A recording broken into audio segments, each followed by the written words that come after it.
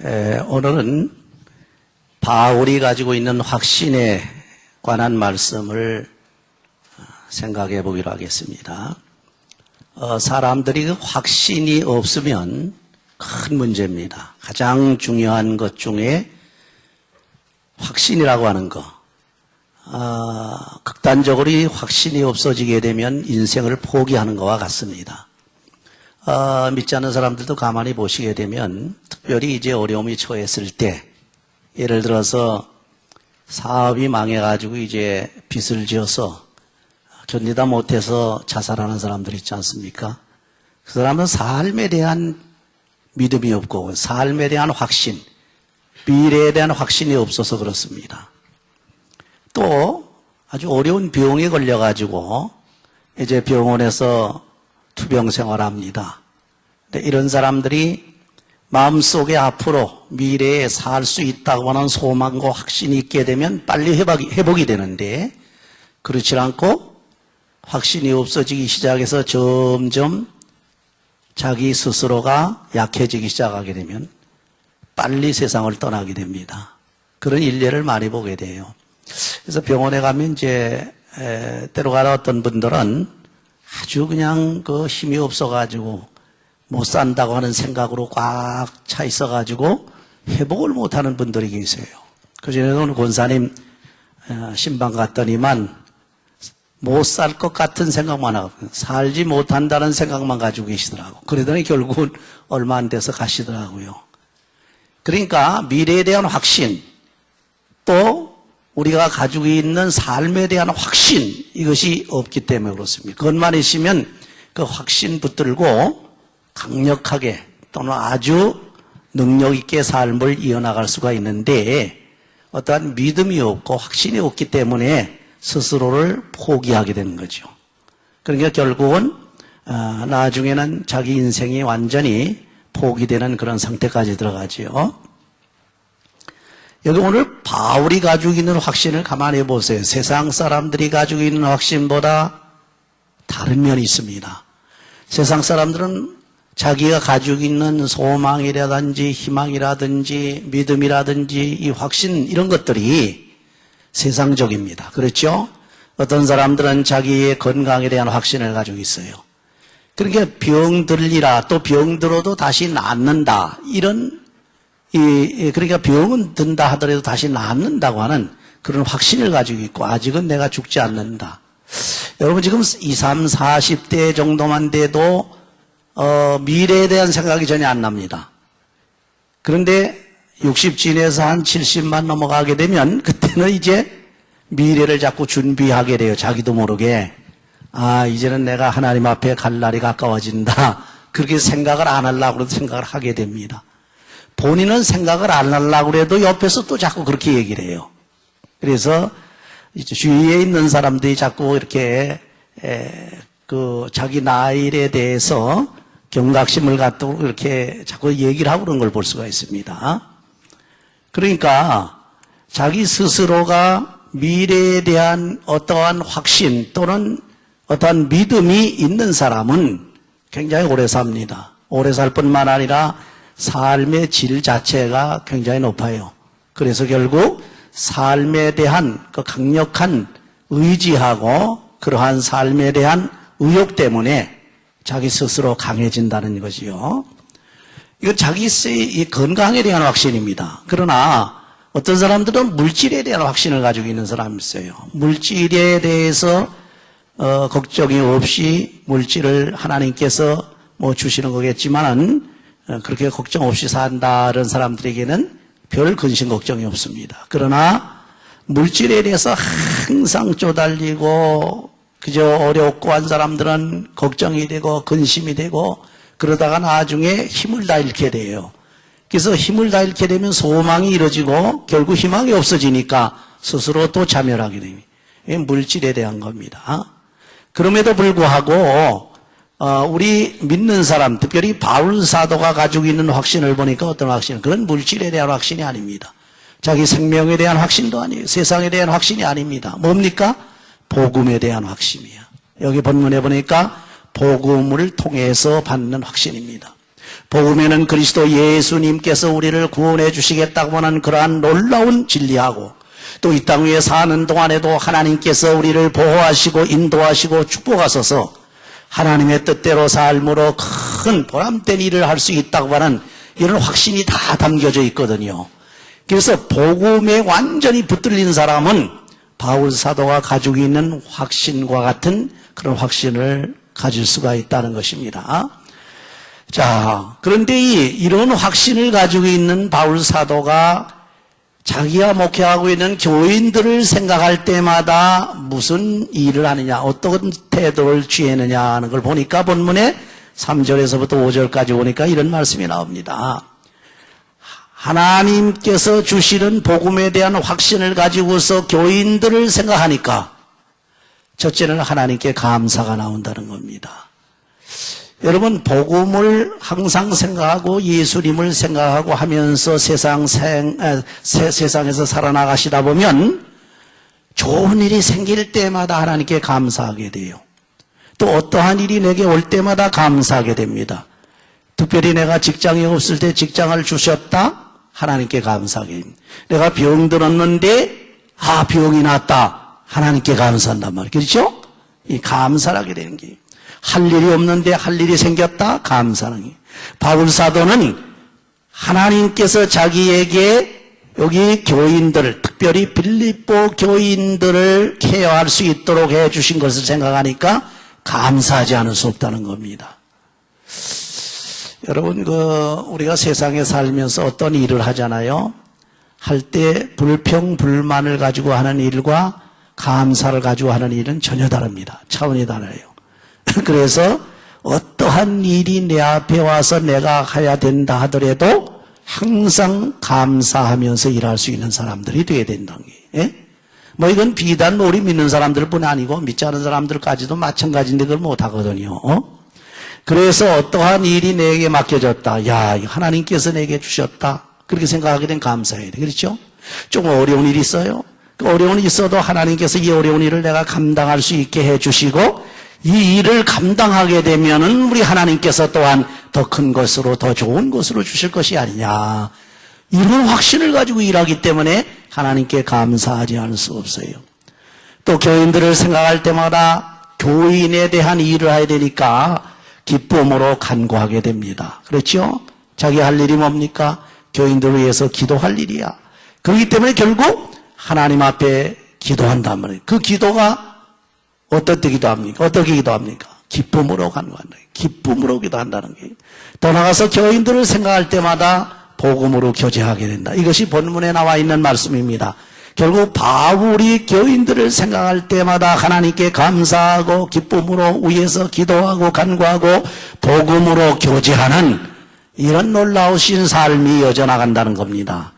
그런데 그 하나님이 어떠하신 분이냐, 왜 감사를 해야 되고 그 하나님이 어떤 분이기 때문에 감사를 해야 되느냐 하는 것은 6절에서부터 7절까지 보면 잘 나타나 있죠. 그 하나님은 우리 속에 착한 일을 시작하신 분이야. 우리 속에, 여러분 속에 착한 일을 시작하신, 이 착한 일이 뭡니까? 내용을 가만히 보니까 세상 것이 아니라 오히려 영적인 것이야. 우리에게 구원해 주신다. 구원의 역사라고 하는 이 착한 일이야. 선한 일이라고 그러죠. 이 구원이라고 하는 것은 우리에게 절대적인 것이고 가장 우리에게 선한 것입니다. 이 선한 착한 일을 하나님께서 우리 속에서 시작하셨다. 다른 사람들의 속에서 시작하신 것이 아니라 내 속에서 시작하셨다.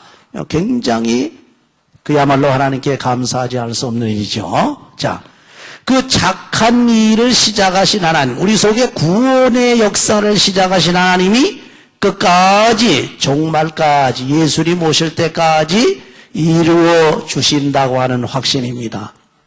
이걸 가르쳐서 구원의 확신이라고 그래요. 어떤 사람들은요, 구원의 확신이 없어가지고 그야말로 하나님께서 구원은 주셨지만 내가 또 실족하고 또 내가 범죄하고 그래가지고 타락할 수 있지 않겠느냐. 또 내가 잘못하면 하나님께서 구원을 뺏어가시지 않겠느냐. 이런 생각을 가지고 있는 사람들이 있어요. 근데 이것은 우리 성서적으로 올 때 맞지 않는 거죠. 한 번 주신 구원은 끝까지 이루어 주시는 하나님이시다. 우리 속에 착하신 일, 특별히 착한 일, 특별히 구속의 역사를 하신, 시작을 하신 그 일을 우리 하나님께서는 종말에까지 이루실 것이다. 그것이 구원의 확신이에요. 만약에 하나님께서 말이 우리가 조금 부족해서 실수한다고 그래가지고 구원을 줬다 뺏었다 줬다 뺏었다 그러면 어떻게 불안해서 어떻게 살겠어요? 그렇죠? 그건 구원의 확신이 아니에요. 하나님께서는 딱 구원을 주시면 처음에 시작하신 그 구원의 역사를 끝까지 이루어 주셔. 결국은 하나님께서 구원, 물론 그 과정에서 뭐 우여곡절이 많습니다. 내가 죄를 짓고 하나님의 말씀대로 순종하지 않으면 또 매를 맞아요. 그렇죠? 그래서 어려움을 당합니다. 뭐 여러 가지로 그야말로 고통을 당하고 그래요. 그러나 내가 실수해가지고 매를 범죄해가지고 그렇게 매를 맞아가지고 고통을 당할 땐 내가 깨닫고 돌아온단 말이에요. 다시 회개한단 말이에요. 그럼 하나님께서 또 붙들어 주셔요. 그렇죠? 그런데 붙들어 주실 때는 또 괜찮은데 또 내버려두면 또 죄를 짓는단 말이에요. 또 하나님을 떠난단 말이에요. 그럼 또 하나님께서 매를 든단 말이에요. 꼭 부모님들이 어린 아이들을 가르치는 것하고 똑같습니다. 성경에 그 내용이 잘 나타나 있는 것 중에 대표적인 것이 사사기입니다. 사사기. 그렇죠? 사사기 보게 되면 이스라엘 백성들이 잘할 때는 아주 그야말로 축복을 해주시고 이방에 있는 많은 사람들, 이방의 군대들이 꿈쩍을 못하도록 그저 강하게 만들었다가 또 이방신을 들여와가지고 범죄를 하고 또 음란 행위, 또 하나님을 믿지 않고 떠나는 우상 섬기는 이러한 행위, 이런 걸 하게 되면 또 하나님께서 매를 듣는단 말이겠죠? 매 채찍을 또 든단 말이에요. 막 때리면 또 아프다고 또 막 울며 불며 나중에 또 하나님 빛 또 들어옵니다. 돌아 회개하고 돌아오게 되면 하나님께서 또 사사를 또 세워가지고 구원해 주시고 또 구원해 가지고 또 잘 가다가 또 범죄하게 되면 또 매를 들고 매를 맞다가 또 그저 구원해 달라고 그러고 살려 달라고 그러면 또 하나님께서 또 좋은 사사를 또 보내 가지고 또 구원해 주고 이 역사가 반복되잖아요. 계속 반복되거든. 우리 인생이 그렇다는 게, 여러분 신앙이 그렇습니다. 항상 평탄한 게 아니에요. 항상 꼭대기에 올라간 게 아닙니다. 항상 밑바닥에 떨어져 있는 것도 아니에요. 올라갔다 내려갔다 하는 겁니다. 올라갔다 내려갔다 올라갔다. 이게 우리 신앙생활의 한 과정이란 말이에요. 그런 거로 여러분이 하나님 앞에 잘할 때는 하나님의 축복 가운데서 아주 평강을 누립니다. 하나님께서 주시는 은혜를 받고 축복을 받으니까 그래서 세상이 평화래요. 평안하게 좀 내버려두면 평안하다 보니까 이제 또 인간적으로 또 본성이 나와가지고 또 딴짓을 한단 말이에요. 또 죄를 지는단 말이에요. 그럼 하나님은 자기 자식이니까, 자기 아들이니까, 자기 자녀니까 가만둘 수가 없거든. 마치 자기 자녀들이 잘못하게 되면 부모님들이 그냥 두지 아니하고 또 채찍을 들어서 또 때리고 하는 것 모양으로 또 하나님께서 매를 든단 말이에요. 그러다가 매를 들면 막 그저 맞는 것이 아프고 그러다 보면 깨닫고 또 회개하고 돌아온단 말이에요. 그럼 또 붙들어서 싸움해 주시고 치료해 주시고 또 구원해 주시고 이런 반복이 여러분 신앙생활에서 계속 오는 거예요. 그게. 그러나 궁극적으로는 처음 시작하신 하나님의 착한 일을 궁극적으로 마지막에는 반드시 이루어 주신다고 하는 이 확신, 이것이 구원의 확신이에요. 여러분, 하나님께서 여러분에게 구원 주신 줄을 믿습니까? 구원 주신 줄 믿으면은 끝까지 마지막 때 반드시 이루실 줄을 믿으시기 바랍니다. 그게 구원의 확신이에요. 그래서 우리 교인들 중에 어떤 분들은 잘못 가리는 분들 있어요. 또 우리 목사님들 중에서도 제가 이렇게 많이 겪어봤는데 잘못 가르쳐요. 그 인간이 죄짐 타락하면 이제 또 하나님 버린다는 거예요. 버린다는 거예요. 물론 일시적으로 버릴 수가 있지요. 그 매를 때리는 건데 그걸 자꾸 버린다. 아주 버린다고 그럽니다. 그렇게 되면 그 하나님을 어떻게 믿겠습니까? 나는 항상 부족해서 넘어지는데, 나는 항상 부족해서 범죄하는데, 그렇죠?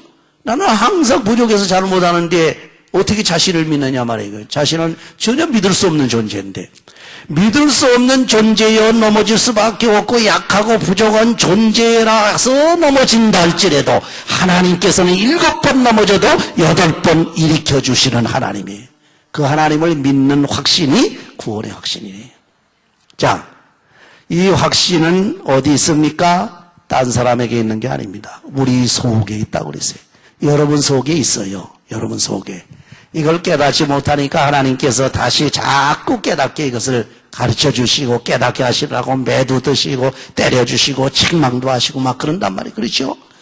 일단 처음에 착한 일, 구원의 역사를 일으키신 그 구원의 역사는 우리 속에 확 배겨서 빠져나오질 않습니다. 쉽게 말하면 성령으로 거듭난 사람은 다시 그걸 반납할 수가 없다는 거예요. 반드시 하나님의 자녀로서 천국에 들어간다는 얘기입니다. 그런 구원의 확신이 우리 속에 있단 말이에요. 여러분 속에 있단 말이에요. 그것이 속에서 자꾸 이렇게 개발되고 나타나고 하는 사람일수록 신앙생활이 아주 강렬해집니다. 그렇죠? 그리고 아주 기쁘고 즐겁고 아주 강력하게 믿음으로 살게 된다. 그런 얘기입니다.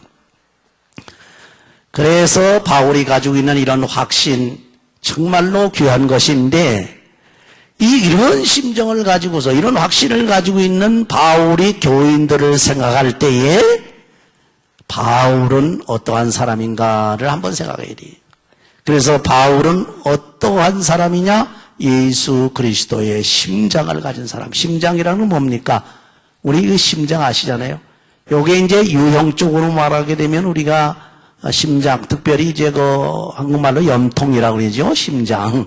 피가 이제 돌고 하는 거, 피가 걸러내는 그 심장입니다.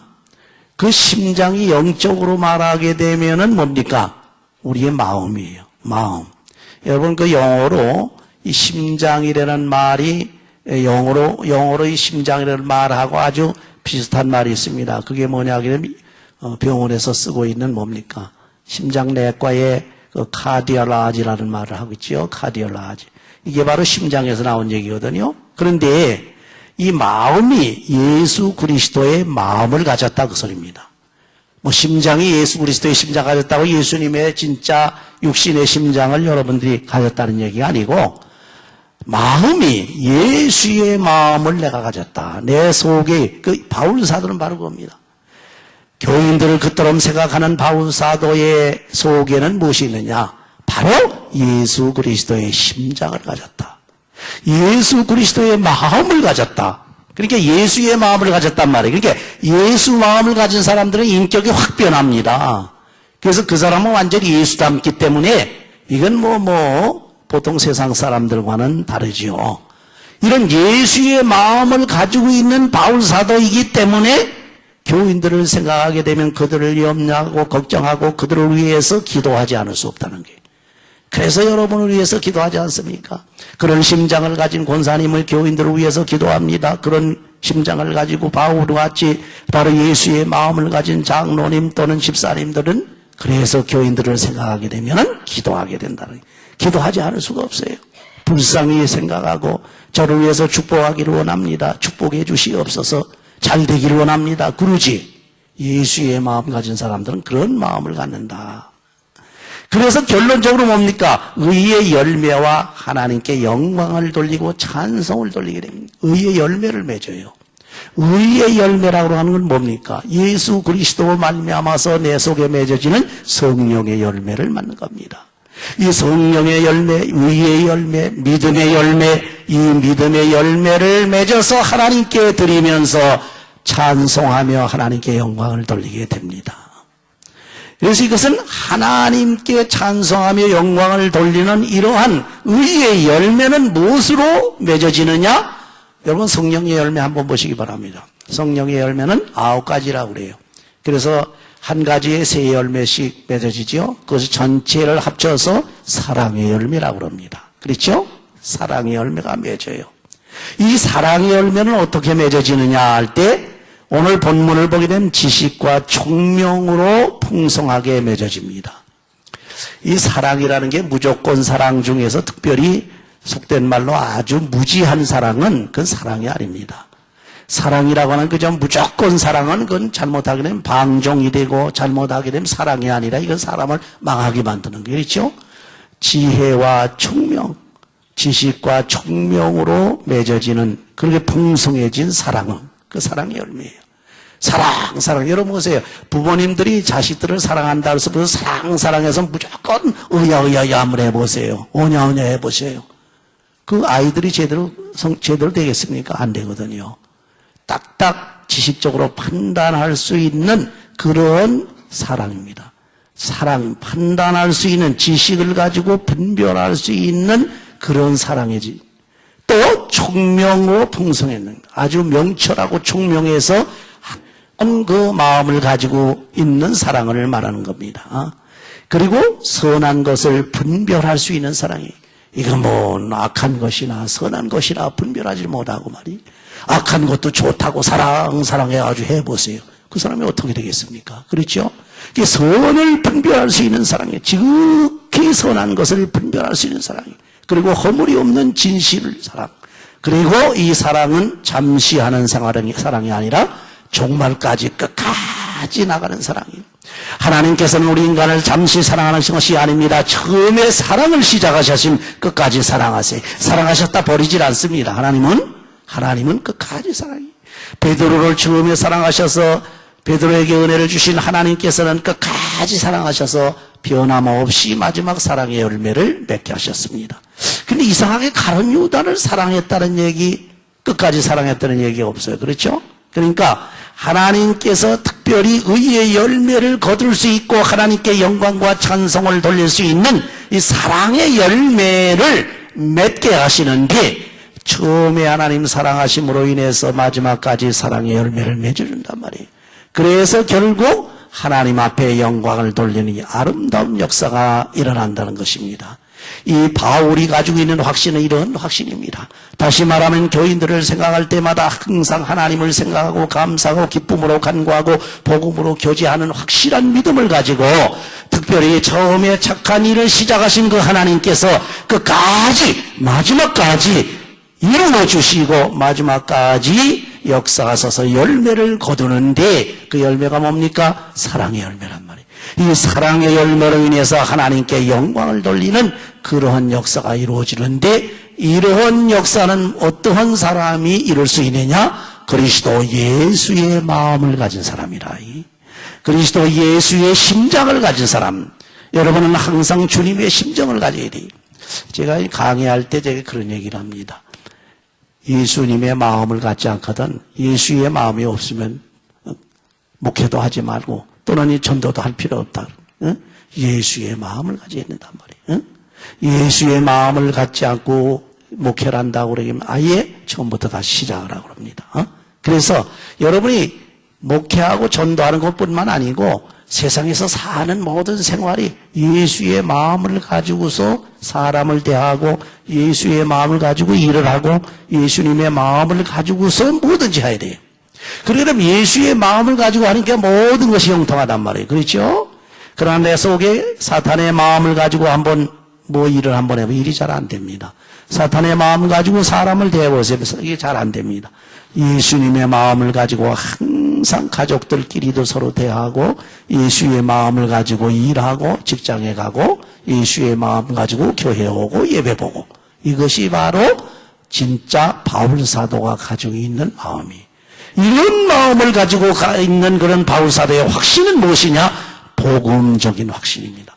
복음의 확신을 가지고 있기 때문에 이 바울 사도는 계속해서 복음에 미치다시피 하고 복음을 위해서 최선을 다해서 마지막까지 증거한 것을 볼 수가 있습니다. 여러분 세상에서 어려움이 있다 할지라도 이 복음을 붙드시기 바랍니다. 예수님을 붙드시기 바랍니다. 그래서 항상 주님을 붙들고 확신을 가지고 천국에 가는 것뿐만 아니라 하나님의 영광을 돌리는 그런 역사가 있으시기를 주의 이름으로 축원합니다.